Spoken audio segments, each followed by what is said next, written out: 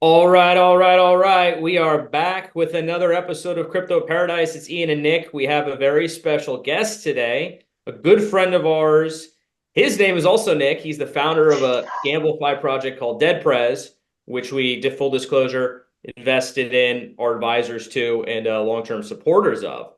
So, really excited for today's episode. Why don't we kick it off? Nick, can you just introduce yourself, your story in crypto, and we'll go from there. Yeah, for sure. Thanks for having me on.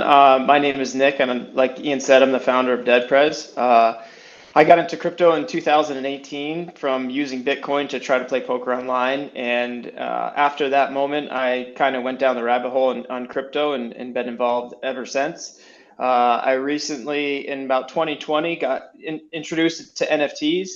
And same thing there. I didn't understand it at first, but once I went down the rabbit hole and really started to understand NFTs and the technology behind it, I quickly became obsessed. And for 2 years, from basically 2020 till 2022, I just went around different discords, different mints all over the blockchain, really, and just like consuming as much information as I possibly could. And that kind of led me to wanting to start my own project, which is Dedprz, and the idea was to create as much sustainability as possible, because I think that's something that goes, that just is something that's not really focused on in crypto. So here we are. Here we are. Yeah, I'm so glad that you took that journey and ended up connecting with us. A little background as well, just from our perspective. So, Nick, I actually knew from as a Ferrum community member from back in the day, and he reached Yeah. out to me. Must have been, year and a half, almost 2 years ago now. Yeah, With 2 years ago. 2 years ago, yeah, it's so crazy. Time flies. With his idea for Dedprz, and he showed me the art on the NFTs. He pitched the whole sort of sustainable, GambleFi narrative, and I just was like, "This sounds sick. This actually is a much higher quality project." Immediately jumped out, much higher quality project than most that you come across. And here we are, 2 years later, tokens live, NFT collections is live and just going berserk. People have the PFPs, in the chat, Yeah. everyone. So it almost feels like the dream is coming true. It's not fully Yes. come true yet, I would say, because it's still building and work in progress. But super cool to see how that's evolved over the past 2 years. Yeah, and we've been able to create probably one of the best crypto communities that I've ever been a part of. I mean, the community is absolutely amazing. We have a lot of regulars, a lot of people contributing to the project that just want to do it just to have fun, just because they enjoy to do it. And we just hit a pretty big milestone this month. We just distributed our first round of staking rewards to NFT stakers. So that was a pretty big moment, just to build all the contracts, get everything ready, and we did all that stuff ourselves. And I'm not a developer, so it was kind of a big milestone for me as well to be able to finally create this idea that I had in my head and finally have it out, and also to have people actually be able to claim some sort of rewards. So it's been amazing. Yeah, that's awesome. So, the project launched about 6 months ago. You guys were almost product ready right at launch. Where are you Mhm. now, 6 months down the road, as far as the crypto casino, the NFT collection, and if you want to touch base on the token, but where are you guys at now? What's coming in the short-term future here for Dedprz?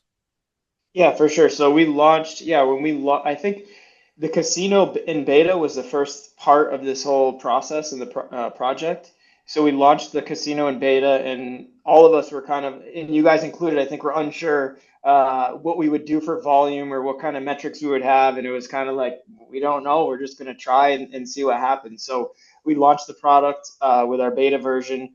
But over the last 6 months, we've been developing a totally new code base and a new UI, new UX, new sports book for the casino. We started developing our own version of the 1000x, like crypto futures, degen trading.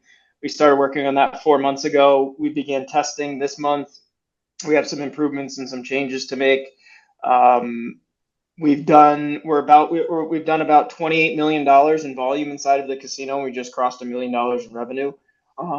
So pretty solid milestones, in my opinion, for a guy who basically, like Ian said, I pitched you a year and a half ago or 2 years ago, and to be totally honest with you, I was not really, I wasn't really expecting a response. I was just like, he probably gets a ton of messages, and this is just like another project. But it's so cool to see the full circle because, like Ian had mentioned, me and my business partner Bill, we were invested in Ferrum in 2018, 2019, and to have this full circle and journey kind of come together into where we are now, and we're getting ready to go live with our V2 of our platform, which is a totally different platform, new added features, new sports book. We have the best sports book in the industry right now, and like just one foot in front of the other, and we just keep building more, adding more features, building new products, and that's the way we will continue to operate and for the foreseeable future, really, until we build the casino that we're all extremely proud of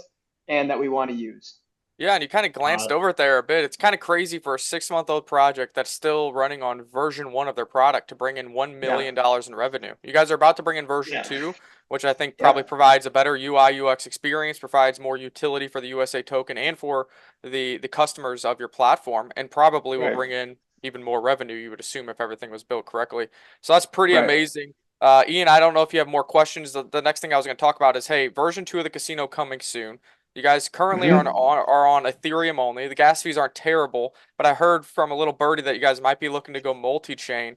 And then also, what is okay? So you guys make $1 million in revenue, but people be like, okay, well, what does that matter? I heard you mention NFT staking. How does the revenue of the casino affect NFT holders and token holders? Great question. So the revenue is very important because that's kind of the entire value proposition of this project. And one of the goals that I set out to accomplish was I wanted to create an NFT project that had utility, that was more than just a JPEG, that people could not only collect and build this emotional connection with, but also there was a purpose and a point to having it. And the same thing with the token. And all those things kind of are dependent on some other outside business or some sort of model to create revenue. Like you can't just keep minting NFTs and people continue to buy them because there's no point, there's no purpose. So the reason why the revenue is important is because on a monthly basis we will begin distributing 60% of the casino profits in the form of IP licensing royalties to the NFTs. Now this is a licensing royalty to each individual NFT holder based on how many NFTs they hold, because we use their IP. The casino is built around this IP, and we actually just began building some of our own custom in-house games that will highlight the IP, because there's just so many fun things that we can do with this IP and with the US and all these presidents that are on money. It's just everything just feels right. So that's why the revenue is very important, because eventually once we get to $1 million for our bankroll, we'll begin distributing other assets like ETH, USDT, USDC, and other currencies that we've been collecting inside of the casino since we started. Yeah, that's amazing. I want to just zoom out for our viewers for a minute, because we're always touching on 4 or 5 factors that we believe can equal a successful crypto project, right? Community is a big part of it. Token utility is a big part of it. Being a sustainable, actual revenue generating business is a part of it. Good leadership, good team is a part of it. And so, you touched on all of those things.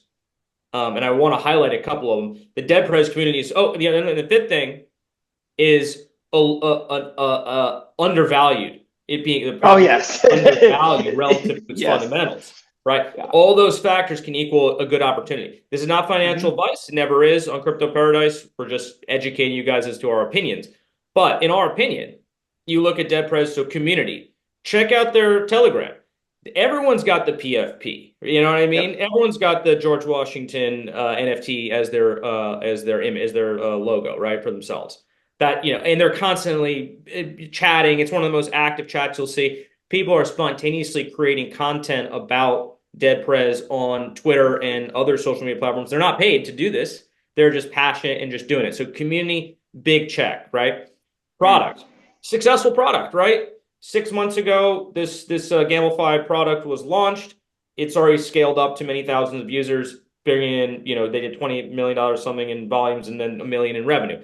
So check off the product market fit. Token utility. the token and NFT utility, right? Stake the NFTs, combined with the tokens, and you get to earn a portion of what the casinos make because you're licensing back that IP to the casino. That's part of the deal, right? So you got the token utility, NFT utility built in. And then the team. Obviously, you guys can love the team. You guys can make your decisions about the team. We love the team. We love Nick. Great guy. Super honest. Cares a lot about the community and long term of the project. Exactly what I think you want in a founder. And then the fifth thing to me is being undervalued, right? We always talk about pre-sales as well. There was a pre-sale. A lot of pre-sales have been selling. The vesting is almost over. It's May 14th now. I think the vesting is done at end of May. Yep. So those pre-sale investors who had gotten tokens in the pre-sale for cheap, they're going to be hopefully done selling pretty soon here. And the market cap's like $2 million. You look at that relative to the rest of the fundamentals, everything we just talked about. I mean, again, not financial advice, but we always look for undervalued gems. I think Dedprz is the definition of an undervalued gem if you think about it. Just to highlight on and piggyback on one of your points, I mean, I would challenge anyone who's watching this to look around crypto and see which companies have made 50% of their market cap and revenue in their first 6 months with $0 spent in marketing. And I think people would be hard up to find that, to be honest. It's almost impossible to find a crypto company that generates revenue at all. And then you go to the fact that it's been this much, and then you look at how it is relative to the market cap. I mean, that's just incredible accomplishment. And I think it's still early days. You know what I mean? It's still like, I know you have very early. more marketing, you have marketing coming, you've hired people, roadmap strong, base deployment. There's a lot coming up. So it's not like, oh, this is a static thing. It's, it's constantly getting better, constantly evolving, Right. constantly getting better. So just wanted to highlight those things for the viewers, kind of zoom out a little bit and just do a little checklist there for you guys. Yep, and to get back to Nick's other question, talking about a birdie, talking about another going multi-chain, that birdie is correct. We are migrating some of the supply to Base. We believe in Base that it will be the ultimate L2, and we want to make the best user experience for everyone involved, and reduce as much gas fees as possible. And there's also a couple changes that no one is aware of that will happen once we get to Base that should optimize trading and provide more utility to USA, but we are keeping that pretty close to us until the time is right. But there will be a lot more utility, and there'll be a lot more utility for USA once we hit Base. That's awesome. And Ian did mention it. So the pre-sale vesting is over here in 16 days. So I don't know. If I was the founder of a project, investing is over in 16 days, and you have a potential V2, a potential base deployment, new staking contracts, all these new things, marketing, like you said, you haven't done marketing, maybe you have funds allocated for marketing spend. I would probably do it near the end or right after the vesting is over. All the weak-handed Jeets are out, and then you leave them in the dust. And you get to laugh while they try to FOMO back in or are in despair that they sold the lows. But that's just me. Yes. I'm an asshole. No, I completely agree with you. I mean, and it's not that we're trying to do that. It's just kind of the way that the schedule has lined up, and finding the right marketing partners and doing due diligence and all the software development for V2. And like, just to add another kind of like bullish point is that we were operating our V1 with basically just like minimal insight into our analytics and metrics inside of the casino. And then, as I was not in the casino industry before this, so, as I get involved more and more, and I understand more and more, what I understood is that, we were basically flying blind. And the fact we've told, so we recently brought in a CMO, 20 years in the industry, iGaming experience, and he was like asking us all these questions about the software, and we explained, we don't have any of that stuff, and his jaw literally dropped. He's like, I just don't understand how you guys are able to get all these users and all this revenue and all this volume if you're not even using the basic stuff that all these other casinos. So that's where V2 comes in. Yes, it'll be a facelift and it'll be pretty and a better user experience. But I'm more excited for now we'll have all the tools that we need to successfully operate an online casino and scale and automate strategies, marketing, promotions, things like that. Yeah, I want to highlight that real quick, and then we can turn to the sort of more personal side of these interviews. But I want to highlight the fact that so we've been advising this project, like Nick said, about 2 years now, right? And Yeah. one thing that has really jumped out at me, consistently impressed me, is the focus, the sort of just continual drive, making the product Right. better, making the business better. And that is rare in crypto. A lot of times people are spending, founders and teams spending more of their time worried about the next, influencer they can partner with, Hmm. or let's do an airdrop, or just, marketing, pump and dump marketing tactics. They're not really focused on their business. A lot of them don't have businesses, if we're being honest, right? Whereas Dedprz, singular focus on the business, Hmm. and then all the positive sort of benefits flow from that. So it does take a Hmm. little bit more time, right? Of course. Yes. That's the kind of downside to something like this. It takes time to build a successful business. I don't care what industry that you're in. So, if you can be patient though, and you're willing to follow the progress, wait as things evolve and progress, it can be a wonderful opportunity. So, wanted to highlight that real quick. Great job all around, all across the board. So keep up the great work. But I want to just now touch on, we always do a segment on one time that you did incredibly well in crypto, and then one time you got absolutely wrecked. Whew. Um, there's so many stories, to be totally honest with you, as I'm sure you guys have a lot of stories too. I'm just trying to think of uh of the best one. I guess I'm gonna go with I could probably use this scenario or this example for both the best and the worst. And I would say that the best decision was my partner Bill and I, when, he was one of the people that was like, "Hey dude, do you know about NFTs?" And I'm like, "Yeah, they're pictures. I don't understand why people are paying $500 for these pictures of digital punks. Like, it makes no sense." So he kept on me and forced me to kind of go down the rabbit hole. And then in 2020, or maybe it was 2021, we both had seen some Bored Ape stuff, and it was like a day after they had minted. My partner was on the mint site. We decided not to mint. However, we bought on secondary. We saw what was happening. We saw punks going crazy, so we decided, okay, like, we see the community that's growing around these pictures of monkeys. And to be honest, like, when I went on OpenSea for the first time, and we decided we're gonna invest in these things, and we're gonna buy like 4 or 5 of them. So I went on OpenSea, and I kind of just, like, each one, like, had its own personality and its own characteristics and its own traits. And, like, our project was inspired a lot by Bored Apes. I digress, but so we bought 4 Bored Apes for under $1,000. And we sold one at 10 ETH, which at the time, no NFT had gone from 0.08 to 10 ETH. Like, that was insane to us. And then, so after we sold one for 10 ETH, we found out that we were getting 3 airdrops. So then the airdrops, BAKC, Bored Ape Kennel Club. So then we had these digital dogs that we immediately sold for 3 ETH apiece. So that was 9 ETH. And then we had bought one rare one. It was a cheetah BAYC merch fur. And the premium traits usually went for a little over floor, maybe like sometimes like 60% above floor. So we sold that one, and we sold that one for a nice chunk. And I remember when we sold that, and I was like, wow, we sold it for, like, I think $170,000. And we were just like blown away.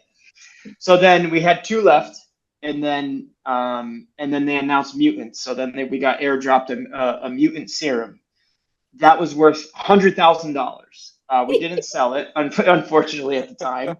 We wrote it down. Then we had like a couple month NFT bear market. Then NFTs came back really strong, and towards the end of 2022, I believe it was. And we ended up exiting the M2 serum, which was basically, you took your ape, and if it hadn't been mutated yet, you could pair it with one of these M1 or M2 serums. M2 being like the middle of the line for rarity. We sold that for $85,000. And here's where the biggest regret comes in. We had one left. We wrote it to 155 ETH, which at the time was about $475,000 or $500,000. We didn't sell it. And not only did we not sell it, we took the ETH that we had made from selling all the apes, and we bought ApeCoin at $15. Yeah. ApeCoin pumped to 28, and we could have crushed it if we would have exited. However, we got married to our bags, and I think ApeCoin's trading for around, a dollar and change these days. And like, I'm very grateful for the opportunity that like Yuga Labs gave us and gave all the holders. But in hindsight, it's like, what was I doing? I had a picture of a monkey that literally could have bought me like 2 Lamborghinis or like a beach house condo in Miami. But no, I'd rather have it's my digital identity. So that's kind of like two in one story for you guys. Wow. So you're Wow. still Yeah. holding all the ape coin here at $1, Oh essentially. God, no. God, oh no, Okay. God, oh Okay. no. At When least you we exited at some so point. yeah, so I mean, I think we exited like minus 90%, minus 95%. It wasn't great, but You they you still turned once 1,000 into multi tens of thousands probably, but it could have been multi right. hundreds of thousands. That's the way Right. of crypto. And there was a lot of lessons learned. The NFT bull run was not something that anyone had ever experienced before, so it was kind of like, it wasn't like a crypto bull run where we had this before. It was like we were living through history being made, and no one really knew when it was going to stop. But in hindsight, watching, the other side, land mint, just drain, $270 million in Ethereum liquidity out of the market, that signified like the beginning of the bear market. And I remember, but that's why we sold.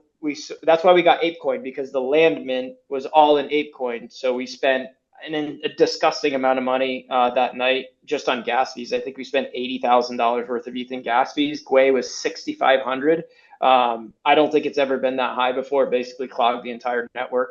And That's then as soon crazy. as we decided, yeah, and as soon as we decided, like, okay, like the idea of Dedprz was born basically almost 3 years ago now, and as we developed further and further, and then after the conversation with Ian, and we are like, okay, we're gonna actually do this, and we basically kind of went all in, and now we are solely in Dedprz because Yeah, we Well, I'm thankful see for the that. yeah yeah So yes yeah that's good. It's good and bad. I think that one of the big right. takeaways from that story, it's a crazy story. It's like one of the craziest stories you heard on Crypto Paradise. So I love that story. Try living it. It's so good.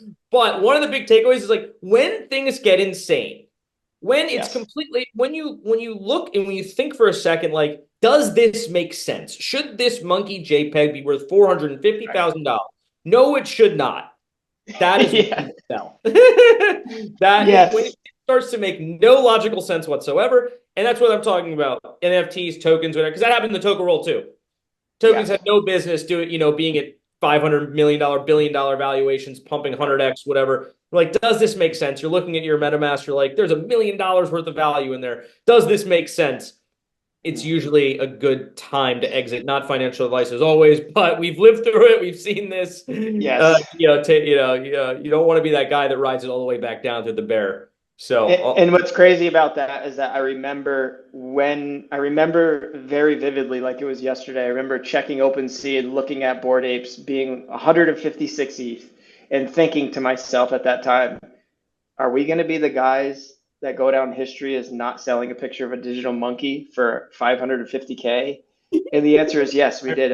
However, the takeaway here is everything happens for a reason. And if none of that stuff happened, we would not be here today. We would not build this relationship with you guys, with Ferrum, with our community. We would not be able to provide as much value, and in the future, that was always my goal, to provide more value for people than Yuga did. And Yuga, the bar is set very high. But I have zero doubt that we'll be able to do that, and then some over the next couple of years. that's awesome, man. It's It's a awesome. positive takeaway. We want to wrap it up, but one final question for you. So we know you used to have more of a traditional lifestyle, traditional job, and so on. Now you're in the crypto space. Tell us what it's like. What does financial freedom mean to you? What's it like now working in the crypto industry full time?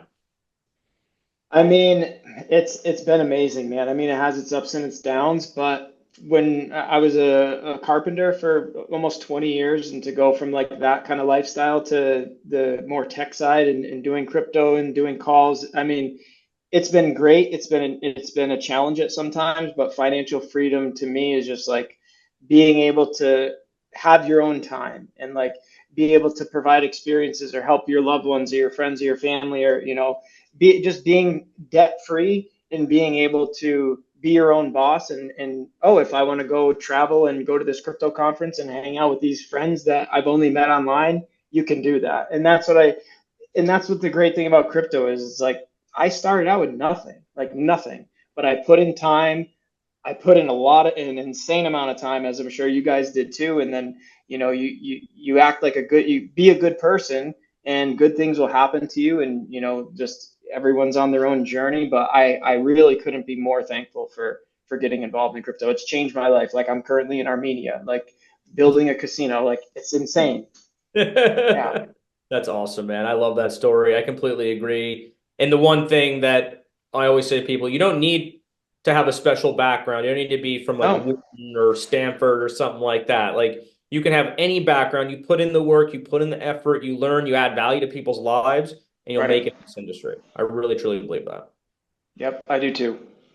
And just to piggyback on that last point, like I don't know how to code. I'm not a Solidity developer. I'm not a front end dev. Like I'm just a degen with some crazy ideas in his head. And here we are. Keep DJing. Keep doing a great job at Dedprz. Highly recommend everyone check out Dedprz. We'll have all the links at the bottom of the video here. Any final thoughts before we jump off, gentlemen?